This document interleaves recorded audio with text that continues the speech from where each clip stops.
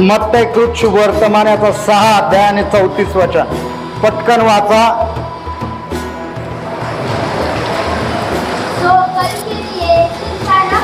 So कल के लिए चिंता ना करो क्योंकि कल का दिन अपनी चिंता हाँ, कल का दिन कल की चिंता आप कर लेगा, खुद करेगा.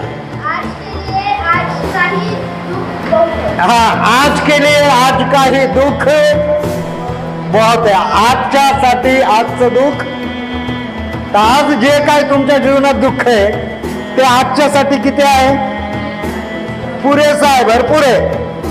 मग तेच जर भरपूर आहे, तेच जर पुरेसं आहे तर उद्याचंही दुःख बस घेऊन बसायचं का? हाँ, कल की भी चिंता करने की क्या? तो आज का दुख आज के लिए बहुत है. कधीचं दुःख, कधीचं दुःख, आजचं दुःख कधीसाठी पूर्ण भरपूर आहे? आजच्या पुरतं आहे, भरपूर आहे ते. पण आम्ही असे बहादर आहेत की आम्ही 10 वर्षाचंही दुःख आजच घेऊन बसतो. आजच आम्हाला 10 वर्षाची चिंता आहे, पुढच्या 10 वर्षाने कसं काय करायचं ते. परंतु देवाचं वचन म्हणतं चिंता करू नका. काय नका करू? काय नका करू?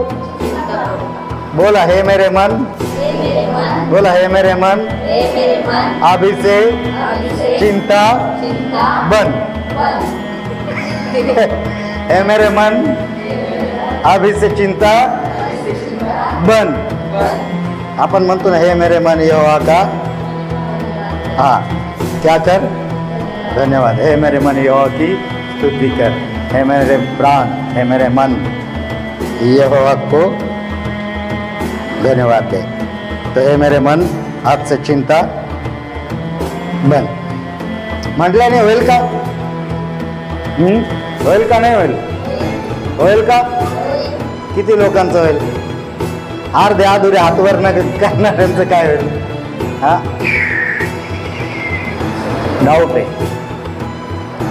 शक करणारा देवाच्या राज्यात टिकत नाही किंवा शक करणारा देवासाठी तेवढा उपयोगी होऊ शकत नाही.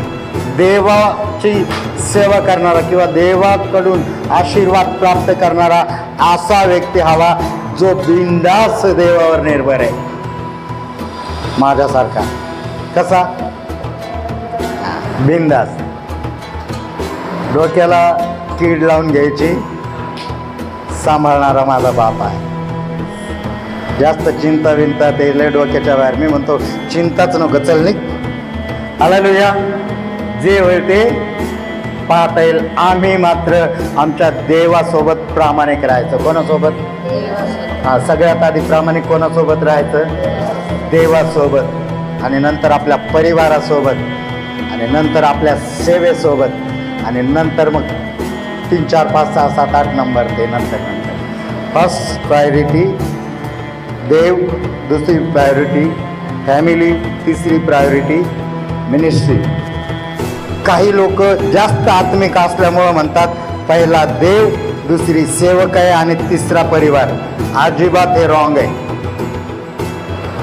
पहिला देव, परिवार आणि मग मिनिस्ट्री. कारण देवाचं वचन म्हणतं जो सेवक आपल्या परिवाराच्या गरजा, आपल्या परिवाराला सांभाळू शकत नाही तो सेवा करू शकत नाही. म्हणून देवाने परिवाराला, फॅमिलीला सगळ्यात वर दिलं आणि त्याच्याही वर देव आहे. आणि मग तिसऱ्या नंबरला जाऊन सेवा करायची. परिवारात, फॅमिलीत गडबड असेल तर सेवा करायची नाही. अगोदर त्याला दुरुस्त करायचं, परिवाराला दुरुस्त करायचं, त्यांच्या गरजा पूर्ण करायचं, त्यांचं पाहायचं कमी गटी काय, त्याचं सगळं सेटलमेंट करायचं. ते एकदा व्यवस्थित झालं का मग सेवेत हात घालायचं देवाच्या राज्यासाठी. Hallelujah, hallelujah. तर उद्याची चिंता करू. उद्याची चिंता कोण करेल? उद्याची चिंता कोण करेल? उद्या करेल, उद्याचा दिवस करेल. कोण लिहिलं का तुमच्या बायबलमध्ये? कल की चिंता कल आप करेगा, तो स्वतः करेल. तुम्हाला चिंता करायला सांगितली का? तो स्वतः उद्याचा दिवस उद्याची चिंता करेल. तुम्हाला चिंता करायची गरज नाही. आणि कुठल्याही गोष्टीची कुठल्या म्हणजे कळतं का? कुठल्या गोष्टीची? कुठल्याही गोष्टीची चिंता करायची. कुठल्याही म्हणजे कुठल्याही. कसं शक्य आहे पास्टर? असं थोडी होतंय. ते आमकी गोष्ट तर का आपल्या हातात आहे का? तिथं चिंता करावंच लागेल. प्रियांनो, समुद्रामधून वारा येत होता. खूप मोठा वारा वादळ येत होता. जहाज बुडायला लागलं. प्रभू येशू पाठीमागे जाऊन झोपला होता. त्याचे शिष्य घाबरून गेले, आरडाओरडा करायला लागले. प्रभूकडे गेले, म्हणे गुरुजी उठ, म्हणे तू बिंदास झोपलास, आम्ही काय व्हायला लागलो? बुडायला लागलो. आता आम्ही काय होणार? मरणार. तुला काहीच चिंता नाही का? प्रभू उठला, त्याने पाहिलं, त्यांना बोलला, म्हणे मी कुठपर्यंत तुमच्या सोबत राहणार? अल्पविश्वासांनो, म्हणजे अल्प, थोडा विश्वास आहे तुमचा. आणि तुफान होतं ते, नैसर्गिक म्हणू आपण त्याला, नॅचरल होतं ते, नैसर्गिक होतं. तुफान उठत राहतात, समुद्र खवळत राहतो. बरोबर आहे का नाही? विजा कडकडतात, काही होतं का नाही होतंय जगात? हालेलुया. आणि मग ते तुफान, ते वारं, ते वादळ, तेव्हा येशू ख्रिस्त उठल्यानंतर चालूच होतो. तो म्हणतो काय हो? शांत हो. काय म्हणतो? कोणत्या माणसाला म्हणतो येशू? कोणत्या जनावराला? कान असलेला एखाद्याला म्हणतो का येशू? कोणाला म्हणतो? ज्याचं काहीच ज्याचं अस्तित्वच दिसत नाही, फक्त वारा लागतोय. अशा न दिसणाऱ्या वादळाला, अशा न दिसणाऱ्या वाऱ्याला येशू ख्रिस्त म्हणतो शांत हो. आणि तत्क्षणी तो वारा, ते वादळ शांत होतं. म्हणून मी म्हटलं कुठल्याही गोष्टीची चिंता करू नका. कारण जगातली जी काही गोष्ट तुमच्या डोळ्याने तुम्हाला दिसते, त्या प्रत्येक वस्तूवर, त्या प्रत्येक गोष्टीवर माझ्या येशू ख्रिस्ताचा कंट्रोल आहे. त्याच्या हातात आहे ते. तो म्हणेल तसं. त्याचा शब्द निसर्ग देखील ऐकतो. सगळ्या गोष्टी माझ्या येशू ख्रिस्ताच्या कंट्रोलमध्ये येतात. मग जर नैसर्गिक गोष्टी जर येशू ख्रिस्ताच्या, तुमच्या आणि माझ्या देवाच्या कंट्रोलमध्ये येतात, तर आम्हाला लागणाऱ्या गोष्टी, आम्हाला ज्याचा उपयोग होतो, जे आम्हाला पाहिजे त्या गोष्टीची चिंता करत का बसायचंय?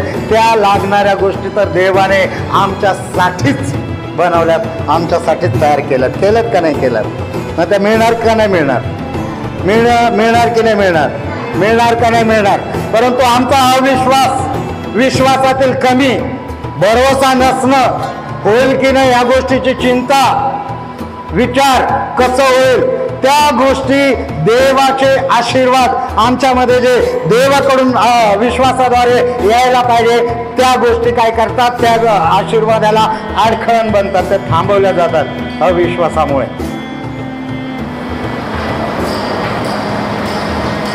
एलिया किती लोकांना माहिती? किती लोकांना माहिती एलिया कुठे राहतो? सिस्टर, कुठे राहतो सांगा? तलोजाला? किती माळ्यावर? कुठे राहतो एलिया? त्या दिवशी भेटला होता मला. ते म्हणे राजू ब्रदरचं घर कुठे?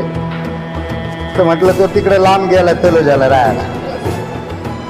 आता सांगा निरोप काय देऊ? आज ऐकायचंच निरोप.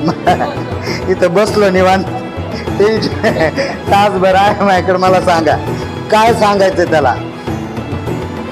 काय म्हणू? तुमचं काय म्हणणं आहे? म्हणजे काय सांगू त्याला? याला काय सांगू? आता मी हे इथपर्यंत का आलो आणि का असं बसलो मला सांगा. मला ह्याच्यातून हा अंदाज येतो की आपली मंडळी किंवा आपले लोक म्हणजे अजून एवढ्या अनाडीपणात आहेत देवाच्या वचनाबद्दल की एलिया म्हटलं, मोशे म्हटलं, अब्राहम म्हटलं, इसाक, याकूब म्हटलं की आमच्या अँटीने लागतात. हे कुठे राहत असेल, तो कोणाचा कोण आहे, तो आमचा नातेवाईक लागत असेल का, हा नातेवाईक काय माहित पास्टरच्या इकडून असेल कदाचित, नाही तो प्रकाश ब्रदरच्या नात्यातला श्रीरामपूर कडला असत. अशा आमच्या नजर असते, म्हणून मी इथे येऊन बसलो निवांत, म्हटलं बघूयात आज निरोप काय देतात का काय. Hallelujah hallelujah. इस्रायलवर परमेश्वराचा कोप म्हणा किंवा इस्रायलवर परमेश्वर पाऊस बंद करणार होता. काय करणार होता? पाऊस बंद करणार होता, दुष्काळ पडणार होता. आणि अशा वेळी परमेश्वराला जर कोणाची चिंता होती तर ती एलियाबद्दलची होती. कोणाबद्दल होती? परमेश्वराला त्याच्या दासाची, त्याच्या सेवकाची चिंता होती. आणि कोणाद्वारे पाऊस बंद होणार होता? एलियाद्वारेच पाऊस बंद होणार होता, त्याच्याद्वारे पाऊस बंद होणार होता.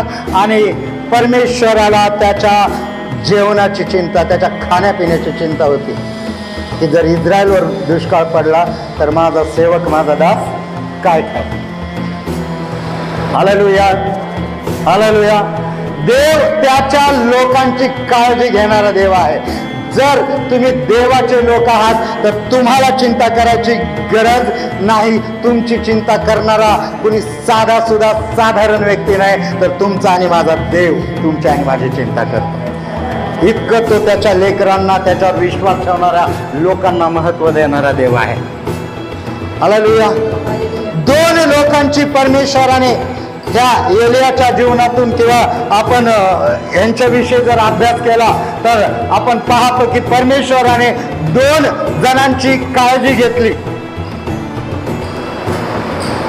आणि त्या काळजी म्हणजे त्यांना आशीर्वादित केलं, त्यांना पुरवल्या, लागणाऱ्या गोष्टी पुरवल्या.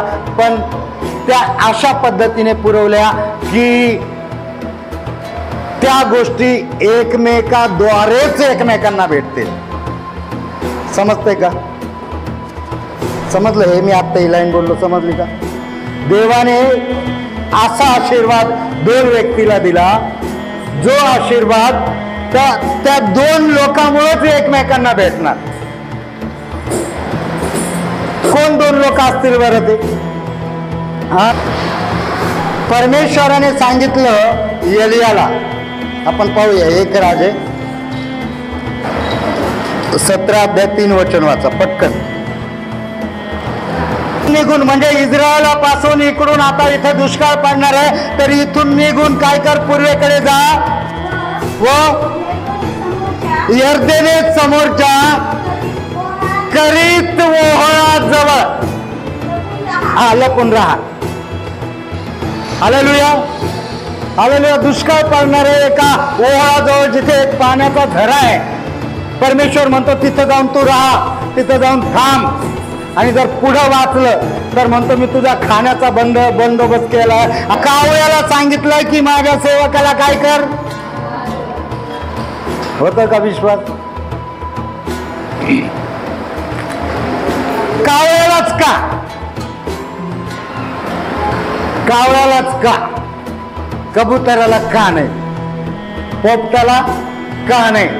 अजून कोणते पक्षी थोडे उडत उडत पोचू गरुडाला का नाही? अजून चिमणीला का नाही? कावळाच का? असा प्राणी कावळा. विश्वास बोलला लालची. कसा आहे म्हणजे त्याच्या तोंडात जर का काही आलं तो कोणाला देणार? कोणाला देणार? नोहाने जेव्हा तारू 40 दिवस 40 रात्र पाऊस पडायचा संपून झालं, नाव अरारत नावाच्या पर्वतावर जाऊन टेकली. काही दिवस गेले, त्याला पाहायचं होतं जमिनीवरचं पाणी आटलं का नाही आटलं, जमीन सुकली का नाही सुकली. तेव्हा खिडकी उघडून त्याने कावळ्याला बाहेर पाठवलं. तो कोणाला? का जाऊन काय कर, एक सुकलेला पान, झाडाचा एक पत्ता काय कर, पान कावळा काय परत आला, काय करत बसला, त्याची मजा झाली. सारे प्राणी माणसं जनावर मेलेले दिसले त्याला, काय करत बसला, काही देणं घेणं. परत नोआला मी ओळखत, तर लालची स्वभाव आहे कावळ्याचा, खादाड स्वभाव आहे तो. त्याचा अन्न कोणाला द्यायला तयार. प्रियांनो, तुमचा आणि माझा देव बाप आहे. कोण आहे?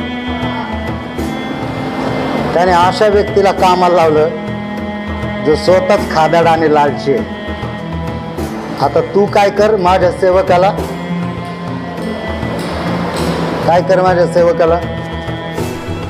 जे तुम्हाला लागतंय नॉर्मल नाही, जे कल्पनेच्या पलीकडलं अशक्य आहे.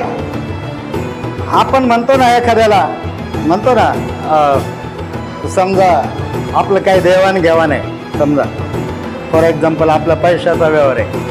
समजा विश्वास म्हणला, पास्टर हे 500 रुपये तुमचे, ते मला तुम्हाला द्यायचे, तर मी एक काम करू का, मी यश कर देऊ का, यश कर देतो तो तुम्हाला देईल.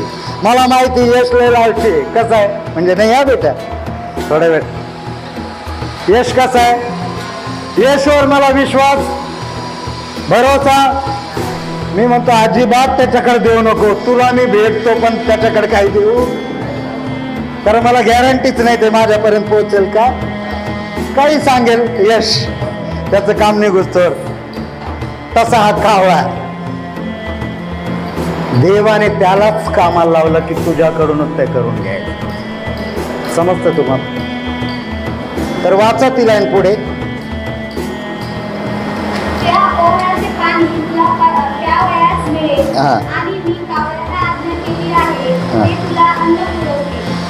कावळ्यांना आज्ञा केली आहे ते तुला अन्न पुरवतील. प्रियांनो, कावळ्याद्वारे अन्न पुरवणारा माझा देव आहे, कावळ्याद्वारे पोट भरायला लावणारा माझा देव आहे.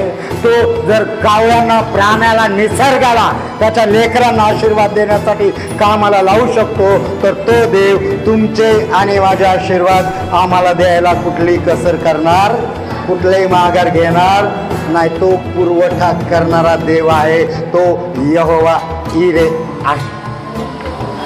Hallelujah, hallelujah, hallelujah, praise the Lord. आणि मग हाच एलिया काही काळाने जेव्हा त्या ओहळाचं पाणी आटायला लागलं, संपायला लागलं, तर परमेश्वर पुन्हा त्याला म्हणतो की इथून निघून एक गाव आहे पुढे, तिथे जा. त्या गावात जाऊन राहा, तिथे तुला एक विधवा सांभाळेल, एक विधवा तुला तिथे खाय प्यायला देईल, तिच्या इथे जाऊन राहा. बरोबर आहे? हालेलुया. तुम्हाला माहिती आहे का, ती विधवा जी होती ती ज्या गावात राहत होती त्या गावातले लोक इस्रायलाला शत्रू मानायचे. काय मानायचे? शत्रू, दुश्मनी होती त्यांची. तर त्यांना बिलकुल यहुदी किंवा इस्रायली लोक त्यांच्या गावात आलेले चालणार नव्हते, किंवा म्हणजे तिथं आला का माणूस ते लोक मारणार. पण अशा शत्रूच्या ठिकाणी परमेश्वराने त्याच्या दासाला, त्याच्या सेवकाला राहायला एका विधवेला तयार केलं की तू जा आणि तिथे राहा, ती तुला सांभाळेल, ती तुला खायला देईल, ती तुझ्या गरजा पुरवेल. काय अर्थ होतो याचा? काय अर्थ होतो? श्रीमंत विधवाई नाही, श्रीमंत नाही, तिच्याकडे खूप धन आहे, खूप भरभराट आहे असंही नाही. वचन सांगतं तिच्याकडे एक वेळचं खायला देखील नव्हतं. तिचा तरुण मुलगा होता एक. परमेश्वर कसा काय सांगू शकतो एका विधवेकडे जा आणि तुला तिथं जेवायला भेटेल, तू तिच्याकडे जाऊन राहा? ऑलरेडी त्याच बाईची तारंबळ चालू आहे. जेव्हा तीच अडचणीमध्ये, तीच कष्टामध्ये, तिला तिचंच पोट भरायला अन्न नाही, आणि देव कसा काय त्याच्या सेवकाला म्हणणार की आता पाणी इथं संपलं, आता इथले तुझे दिवस बंद झाले, आता उठून त्या शत्रू जे शत्रूचं गाव आहे तुमच्या यहूद्यांचं, त्या गावात जा, तिथं मी तुझा बंदोबस्त करतो. कसा काय देव बोलू शकतो जिथं त्या बाईलाच खायला नाही, तिच्या लेकरालाच खायला नाही? परंतु देव बोलला, कारण देव एलियाद्वारे त्या बाईला आशीर्वादित करणार होता आणि त्या बाईद्वारे एलियाला अन्न पुरवणार होता. समजते तुम्हाला? इथे गरजा दोघांचे आहेत का नाही आहेत? तो लपत छपत पळून तिकडून देव त्याला लपत छपत आणत आहे. त्याला आसरा पाहिजे, त्याला अन्न पाण्याची गरज आहे. तर ते कोण पूर्ण करणार? तर कावळे पूर्ण करणार. तिथे सगळं संपल्यावर पुढे जाऊन त्या गावामध्ये कोण पूर्ण करणार? त्या गावामध्ये श्रीमंत लोक नसतील का? श्रीमंत लोक असतील का नसतील? ज्याच्या घरात भरपूर खाया प्यायला ते त्या गावात ते घर असेल की नसेल? खूप सारे खूप सारे लोक असतील, खूप सारे घरं असतील, परंतु देवाची नजर त्या विधवा स्त्रीवर, तिच्या लेकरावर, तिच्या परिस्थितीवर गेली. देवाने ठरवलं की मला हिला काय करायचंय? आशीर्वादित करायचंय. आणि देवाने ठरवलं की माझ्या लेकराला काय करायचंय? मला जेव घालायचं, अन्न पुरवायचं. मग कोणाची सांगड चांगली आहे? श्रीमंत आणि गरिबाची सांगड नाही. धनवानाने खूप काही असणाऱ्याची सांगड नाही. अशा लोकांची देवाने सांगड घालून दिली की जे दोघेही गरजवंत आहेत. कसे आहेत? दोघेही याला आश्रयाची गरज आहे, याला अन्नाची गरज आहे, आणि तिला एकाच वेळचं जेवण तिच्याकडे उरलेलं आहे. ह्याच्या नंतर तिच्याकडे जेवण अन्न नसणार. परमेश्वराचं माइंड ह्या ठिकाणी रीड करा. परमेश्वराचं डोकं, त्याचा अभ्यास करा, त्या परमेश्वराच्या बुद्धिमत्तेचा, की देव कशा रीतीने गरजवंताकडून गरजवंतांना आशीर्वादित करतो. Hallelujah, hallelujah. मग जेव्हा एलिया त्या गावात त्या स्त्रीच्या घरी जातो, भूक लागली म्हणतो मला, ती म्हणते की माझ्याकडे काय आहे? किती पीठ आहे? थोडस, एक भाकर होईल. एका भाकरीच आहे म्हणे. आता तेच आम्ही खाणार, माझा मुलगा आणि मी, आणि खाऊन आम्ही काय करणार? मरून जाणार. एक भाकर खाल्ल्यावर कुणी मरतं का? कुणी मरते? ती खोटं बोलत होती. जर आपण थोडा अभ्यास किंवा आपण आपलं डोकं लावलं तर त्या भाकरीमध्ये ती जहर बी अर्थ नव्हती टाकणार ना.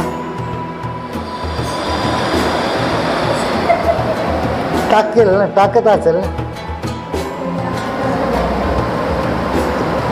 कारण इथून पुढे आपल्याला खायला आणि कुणी द्यायला काही पोराला तर म्हणू शकत नाही की तू आत्महत्या कर, मर. तर मग काय करू आपण? ही भाकर खाऊ बस आणि झोपून घेऊ. एकच भाकर आहे आणि ती आम्ही खाऊ आणि काय करू? आम्ही म्हणजे पीठ आहे त्याचं भाकर बनवू, मी माझ्या मुलाला देईल आणि मी खाईल, आणि हे खाऊन आम्ही मरणारच म्हणे. देवाचा सेवक म्हटला तीच भाकर मला दे. काय म्हटला? काय म्हटला? तुम्ही खा, नाही तर उपाशी राहा. मला भूक लागली, मला असं तुमच्या घरी येऊन मी म्हणलो तुम्हाला देवाचा सेवक आहे. अरे पास्टर का काय? पास्टरने सारी लाज सोडली का काय? देवाच्या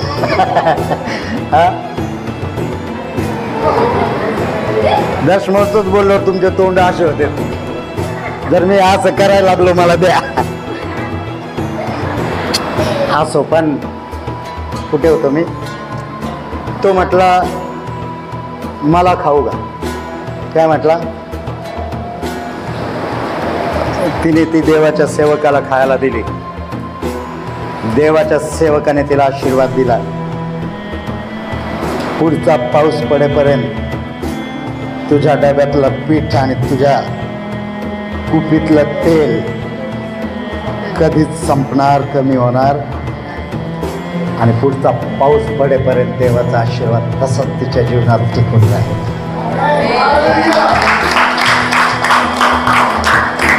तर आपण म्हणू शकतो की एलियाची परिस्थिती वाईट होती. लपत लपत लपत लपत त्याला तिच्यापर्यंत पोहोचावं लागलं. ते खरे, पण तसंही म्हणू शकत नाही, कारण त्याच्याद्वारे त्या विधवेला अन्न मिळणार होतं, तिच्या लेकराला अन्न मिळणार होतं. हालेलुया. प्रियांनो, हे देवाची पद्धत आहे, देवाचं गणित आहे. हे देव त्याचं डोकं आहे. त्याच्या डोक्याशी तुम्ही आणि मी गणित लावू शकत नाही. मेळ तुमच्या बुद्धीचा आणि माझ्या देवाच्या बुद्धीचा खूप मोठा अंतर आहे, खूप मोठा अंतर आहे. तुम्ही त्याच्या नादाला, त्याच्या बुद्धीला लागू शकत नाही. म्हणून आपण कधी कधी जे बोलतो ना की देवाला काय कळतंय, देवाला काय माहिती, आणि ही गोष्ट कसं काय देव हँडल करेल. अरे तो बाप आहे, त्याने बनवलं तुला. तो कोण आहे? बाप आहे. त्याने तुला निर्मित केलंय. जे काय तुझ्या डोळ्याने दिसतंय ते त्याने बनवलंय, ते तुझ्यासाठी बनवलंय. ते तुला हवंय, तो त्याचा पुरवठा करणारा बाप आहे. तुला जरी कळतंय की ते नाही होऊ शकत, परंतु माझ्या बापाला कळतंय की ते होऊ शकतंय. कारण मनुष्य जरी अशक्य असलं तर परमेश्वरासाठी सर्व गोष्टी शक्य आहेत. Hallelujah, hallelujah. प्रियांनो, सगळं काही चांगलं चालत असताना काही दिवसांनी त्या तरुण मुलगा तिचा काय झाला? मरण पावला, मेला. बरेच अशाही समस्या येतात की आमचं खूप काही चांगलं चालत असतं आणि अचानक अशी घटना आमच्या जीवनात घडते, ज्याची आम्हाला चिंता असते, ज्याचं आम्हाला दुःख होतं किंवा आम्ही चिंता करत बसतो. परंतु हे कधीच विसरायचं नसतं की ही जी घटना आमच्या जीवनात घडली त्याआधी देवाने आमच्या जीवनात एक चमत्कार केलेला आहे. हालेलुया. ही घटना घडली त्याआधी आमच्या जीवनात काय झालेला आहे? एक चमत्कार झालेला आहे. एक भाकर खाऊन मी आणि माझा मुलगा मरणार होतो.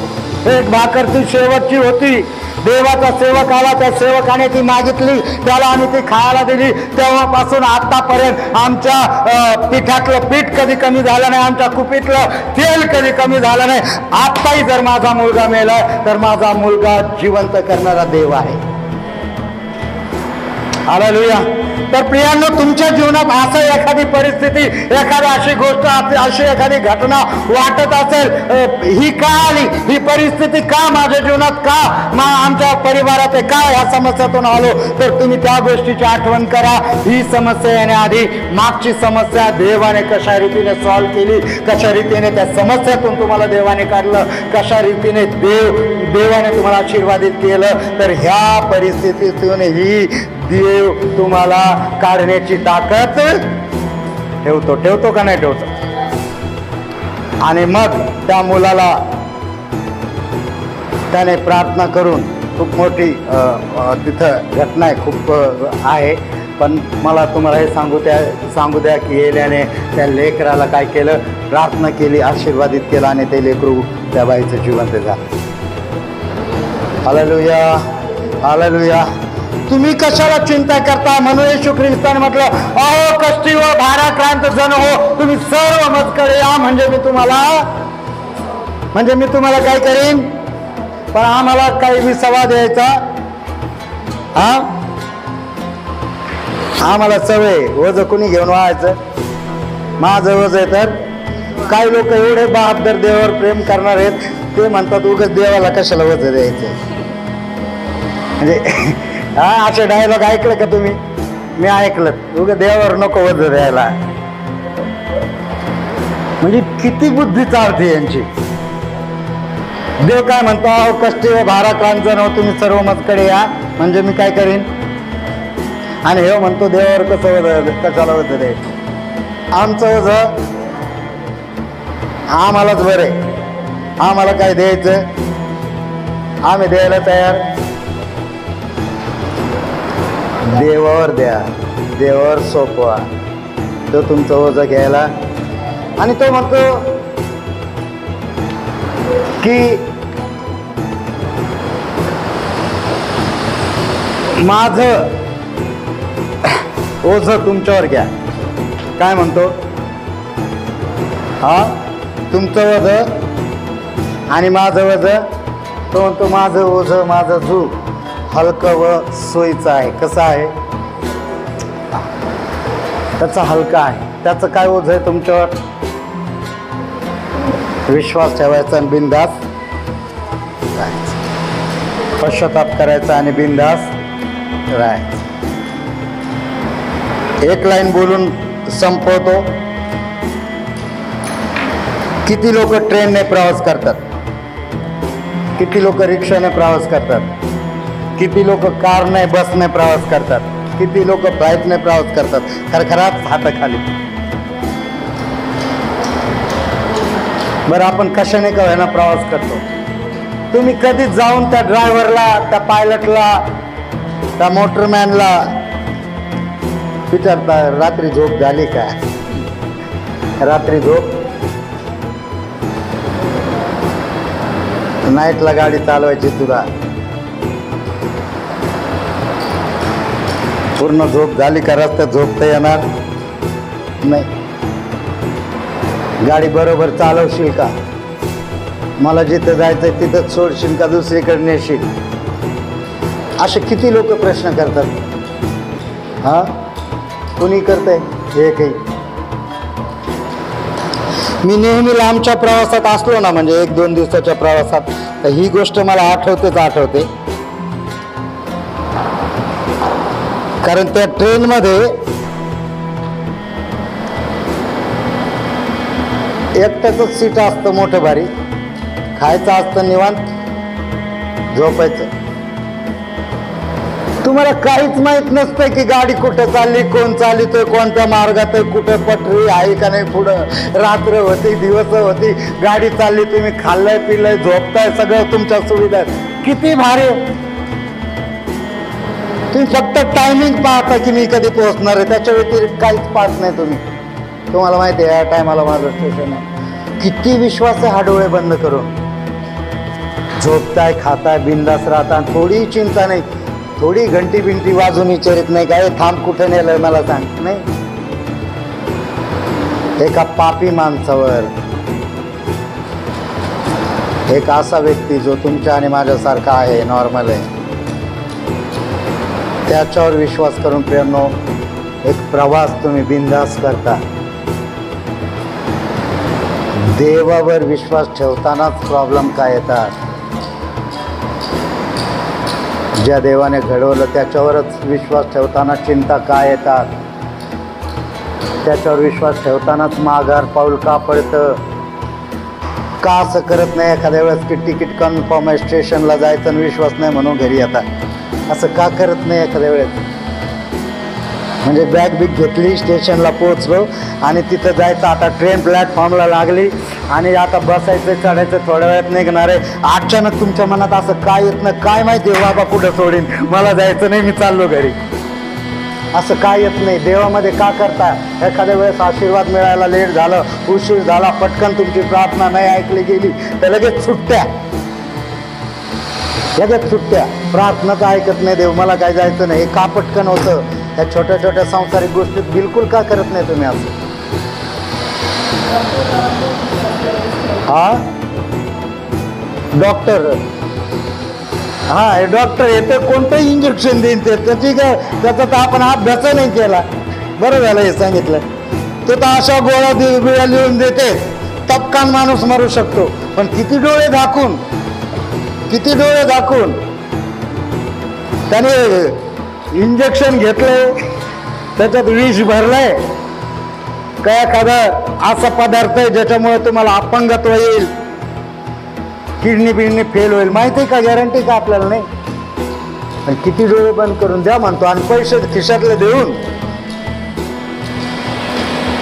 हा विश्वास देवावर का दाखवत नाही? का चिंता करता?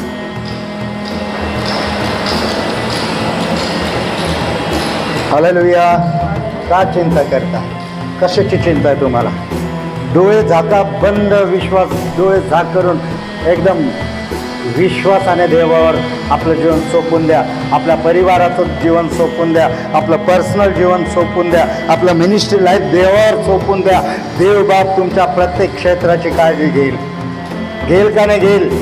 घेईल का नाही घेईल? प्रत्येक हिश्श्याची काळजी घेईल.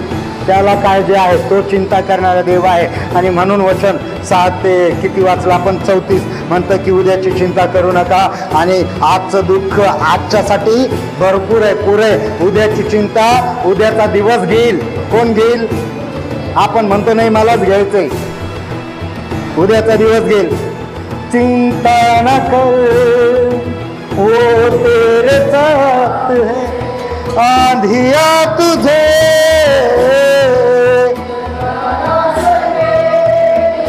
लहरे तुझे डूबा क्योंकि तेरा तेरे चिंता न कर ओ तेरे. हालेलुया. काय नाही करायची? हा, चिंता को टाटा.